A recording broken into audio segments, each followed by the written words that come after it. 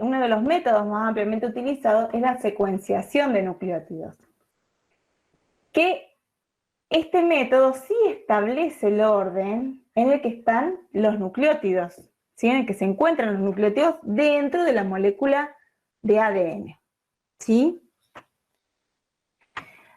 Entonces, a partir del ADN que se aísla de microorganismos, ese ADN se amplifica, o sea, se hacen muchas copias de este ADN.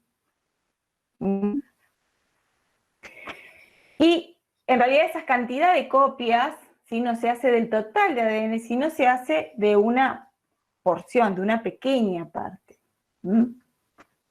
Este método se utiliza, ¿sí? Se secuencian genes, no se secuencia todo el ADN que está en una bacteria, sino se secuencian partes. Uno de los más secuenciados es el ARN16S, ¿sí? Ese es el más secuenciado, es el más secuenciado porque está presente en todas las bacterias. Entonces sirve para poder compararlas, para hacer comparaciones. Entonces, mediante la PCR, que es amplificación en cadena de la polimerasa, significa, se amplifica una parte de ese ADN, un gen, ¿sí? Solo un gen. Se hacen muchas copias de ese gen. Esa amplificación, eso de hacer muchas copias de ese gen, es debido a que el método lo requiere para después poder hacer el análisis, para poder detectarlo, y luego, por diferentes métodos, se establece la secuencia, ¿sí? Se establece el orden, ¿sí? No sé si lo ven acá, el orden en que están esos nucleótidos en el ADN. ¿Entienden? Sí, profe. Sí, sí. Bueno. Sí, profe. Bien. Acá, esta es una secuencia, ¿sí? Del gen 16S. ¿Sí? De 1500 pares de bases. Entonces está todo el orden de los nucleótidos. Va así, después sigue abajo, ¿sí? El orden en el que están los nucleótidos en el ADN de ese gen. Ahora, ¿cómo sabemos, sí, a partir de esa cantidad, bueno, ese chorizo de letras que hay acá, cómo sabemos, sí, qué especie puede ser? Bueno, para eso hay bases de datos, ¿sí? En donde uno coloca su secuencia y en esta base de datos estaban cargadas las secuencias de, o sea, todos los científicos que van identificando especies, van aislando nuevas especies, van cargando la secuencia de esas especies ya identificadas. Entonces lo que hace este algoritmo BLAST es comparar nuestra secuencia de nucleótidos con la base de datos, ¿sí? Y acá nos da, ¿sí?, a qué se parece nuestra secuencia, ¿sí? Por ejemplo, en este caso, nuestra secuencia, ¿sí?, se parece, ¿sí?, sería identificada como pseudomonas. Es una pseudomonas. Y acá nos dice, ¿sí?, el índice de similitud, que es el 100%. Bueno. ¿Se entiende? Nosotros cargamos nuestra secuencia en esa base de datos y esa base de datos compara con todas las secuencias que ya están cargadas por otras personas, por otros científicos que trabajan y que aíslan continuamente, bueno, están estudiando bacterias y microorganismos. Y entonces nosotros así podemos saber que, en este caso, solo pudimos saber qué género es. Y en algunos casos también nos dice la especie. ¿Por qué podemos saber nada más en este caso el género. En este caso no es, solo nos dice el género, Pseudomonas sp, no pudimos identificar a esta especie. Porque recuerden que estamos viendo solo una partecita de todo el genoma, ¿sí? Con la secuenciación de nucleótidos, si bien es muy ampliamente utilizada, solo estamos viendo el 16S, el gen 16S. ¿Mm? Y esa región es una región bastante conservada. ¿Mm? Eso quiere decir que no tiene mucha variabilidad. Entonces, muchas veces, con esa sola herramienta, con ese solo método, no podemos llegar a identificar, ¿sí? O estar 100% segura de que es esa especie. Entonces hay otros métodos, por ejemplo, la hibridación de ADN. En este caso, la hibridación de ADN sí se compara todo el ADN. Entonces, en este caso, que por ejemplo nosotros no sabemos que es una pseudomona, pero no sabemos qué especie es. Y tenemos sospecha de que puede ser una pseudomona fluorescens o puede ser una pseudomona aeruginosa, porque bueno, porque las características morfológicas y fisiológicas nos dan ese dato. Pero no sabemos cuál es de las dos. Entonces, se realiza este método de hibridación de ADN, en donde se compara el organismo, ¿sí? Problema que queremos saber qué especie es, con otros organismos, con el ADN, ¿sí? Se enfrenta a esos ADNs con, ¿sí? El organismo 1 con el organismo 2, el 1 con el 3 y el 1 con el 4. Estos organismos van a ser especies conocidas, cepas que nosotros sepamos qué son fehacientemente. ¿Mm? ¿Cómo se hace? Se marca, ¿sí? Ya sea radiactivamente o con fluorescencia, el ADN, se calienta para que se separen las cadenas y se enfrentan, ¿sí? Las cadenas de ADN, ¿sí? El 1 con el 2, el 1 con el 3 y el 1 con el 4. ¿Sí? Luego vamos a ver en esa mezcla de ADN, ¿sí? ¿Cuál es nuestro organismo? ¿Mm? Si hibridó 100% el ADN, ¿sí? Es la misma cepa. ¿Sí? Uno por uno va a ser exactamente el mismo. ¿Sí? Si hibridó más o menos entre un 75%, en un 75%, y por arriba de un 60%, es la misma especie. Si hay una hibridación, ¿sí? De aproximadamente el 25%, son del mismo género, pero distintas especies.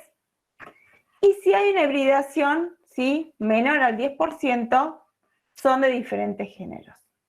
Entonces, este método, como estamos comparando todo el ADN, sí podemos saber, ¿sí? Exactamente de qué especie se trata. ¿Me entienden? ¿Tiene alguna duda? Profe, esa es la técnica, pero digamos más exacta, pero es la más, digamos por así decirlo, complicada a la hora de realizar, ¿no? Claro, sí, no se hace siempre, no se hace siempre.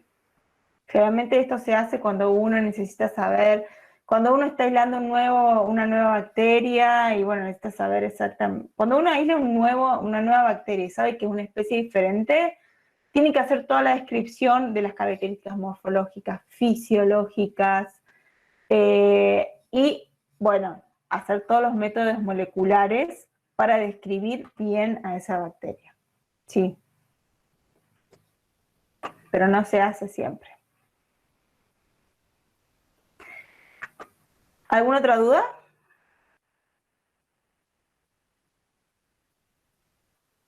Bueno. ¿Tiene alguna duda de taxonomía, chicos? Si no, ya pasamos a la parte de crecimiento bacteriano. No, profe, no hay dudas. No, está todo bien. Bueno. Bueno, entonces vamos a pasar a la parte de crecimiento bacteriano, ¿sí? ¿Qué es el crecimiento bacteriano? ¿Sí? El crecimiento bacteriano se define como el aumento en el número de células, ¿sí? No es aumento en tamaño celular, sino es el aumento en el número de células. Y se da por la fisión binaria de las bacterias, ¿sí? En donde primero se replica el ADN, luego hay una elongación celular, se forma el septo y luego, ¿sí?, se forman dos células hijas a partir de una célula bacteriana, las cuales son idénticas genéticamente a las células que la originan, ¿sí? Entonces, cuando hablamos de crecimiento bacteriano, estamos hablando del aumento en el número de células bacterianas. No hay un aumento, ¿sí?, de tamaño celular. Y debido a este tipo de fisión, de reproducción que tienen las bacterias, que es fisión binaria, el crecimiento bacteriano es un crecimiento de tipo exponencial. ¿Por qué? Porque es una progresión geométrica del número 2. ¿Sí? Porque a partir de una célula se forman 2, ¿sí? A partir de 2 se forman 4, a partir de 4 se forman 8 y así sucesivamente. Entonces, si ven esta línea punteada, ¿sí?, este es el tipo de crecimiento que tienen las bacterias. Es un crecimiento de tipo exponencial. La velocidad de crecimiento va a ser, ¿sí?, el aumento en el número de células por unidad de tiempo, y el tiempo de generación es el tiempo que requiere una bacteria para generar dos bacterias, o el tiempo que requiere la población celular para duplicarse. Ahora, trabajar con este tipo de curvas cuando estamos en laboratorio haciendo cultivos es difícil, es complicado. Por eso se trabaja con el logaritmo del número de células, ¿sí? Y cuando trabajamos con el logaritmo del número de células, logramos, ¿sí?, que tengamos, ¿sí?, una curva lineal, algo lineal.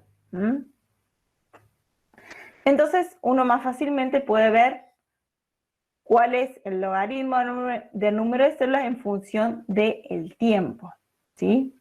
Esto es muy útil cuando se trabaja en laboratorio con cultivos celulares, por diferentes, bueno, motivos, cuando se quiere, bueno, hacer crecer un cultivo celular o generar algún producto celular.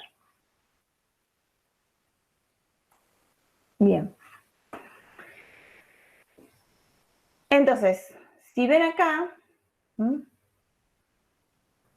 al tiempo cero tenemos una célula, ¿sí? A la media hora tenemos dos células, a la hora tenemos 4 células. ¿Cuál es el tiempo de generación en esta tablita? Media hora. Claro, media hora.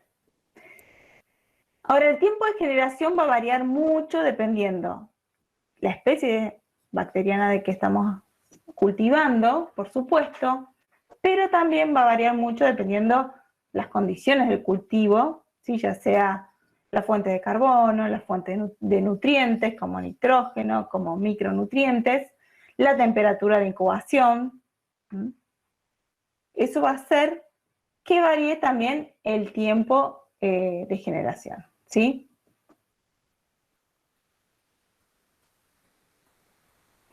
Bueno.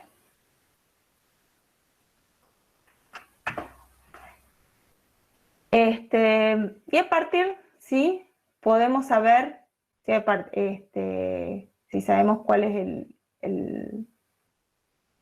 el número inicial de células y el número final, podemos calcular cuáles son los tiempos de generación, ¿sí? De cada bacteria en esas, ¿sí? En esas condiciones. Acá ven diferentes ejemplos de curvas con las diferentes pendientes, de acuerdo a los diferentes tiempos de generación. Acá, por ejemplo, vemos que, ¿sí? El tiempo de generación en este caso es de 6 horas, ¿sí? Fíjense que partimos de 2 por 10 a las 7 células, ¿sí?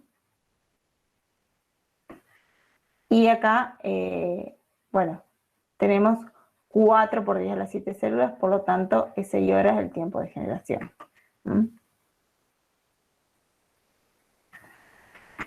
En este caso, el tiempo de generación, fíjense que es menor. ¿Lo ven? ¿Lo ven? ¿Lo ven en los gráficos? Sí, profe. Sí, profe. Sí. Bueno. Por más que acá diga 1 por 10 a la 8, 8 por 10 a la 7, lo que está graficado acá, sí, esta curva es el logaritmo. Fíjense acá en el ejemplo. Bueno. Ahora los microorganismos, las bacterias, ¿sí? No tienen un crecimiento exponencial indefinido, ¿sí? Llega un momento que las bacterias van a dejar de crecer porque se van a acabar los requerimientos nutritivos de esos medios de cultivo. Entonces tenemos diferentes fases en la curva de crecimiento, ¿sí? Lo que estábamos recién viendo es esta parte de crecimiento cuando es exponencial. Pero las bacterias presentan varias fases de crecimiento. Y esas fases son la fase de latencia, la exponencial, la estacionaria y la muerte. En la fase de latencia es cuando comienzan a crecer las bacterias, comienzan a crecer muy lentamente, hay pocas bacterias, y no tienen un aumento significativo en el número de células, ¿sí? Si bien acá está graficada como algo plano, que no hay crecimiento, pueden tener un leve crecimiento, ¿sí? Como se observa, por ejemplo, acá, que va creciendo de a poco, o acá, que va aumentando de a poco, ¿sí? Entonces tenemos